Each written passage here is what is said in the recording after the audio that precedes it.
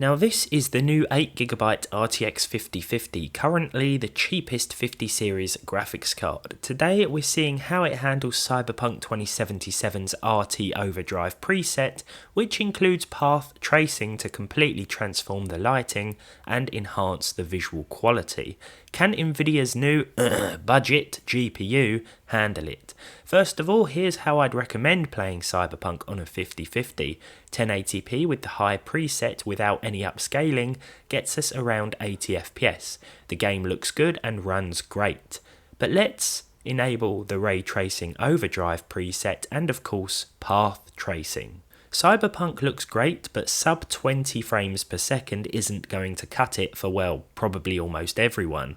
Let's enable DLSS 4 then and see what it takes to hit a more respectable 30 FPS, and after that we'll try to target 60.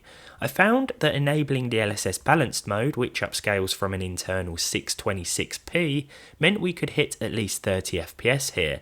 We're looking at about 35 to 40 overall, with some drops below this.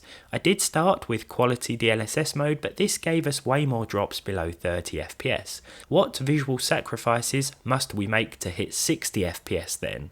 Well, the more sensible thing to do would be to lower the graphics settings, but that defeats the purpose of this experiment. Instead, I jumped back into the settings menu and turned the DLSS preset all the way down to Ultra Performance. This will render the game at an internal 360p resolution. Beautiful. It isn't completely horrible, and it certainly looks way better than native 360p would, but there is some noticeable blur and shimmering here, especially on finer objects like wires and fencing. That said, the 5050 did exceed 60 frames per second. It even hit more than 80 FPS in less intensive areas. The RTX 5050 isn't intended for top tier visual presets and ray tracing, but it can do it if you're willing to make some hefty sacrifices to resolution. That said, it's not much cheaper than the RTX 5060 or Radeon 9060 XT, both of which are better options.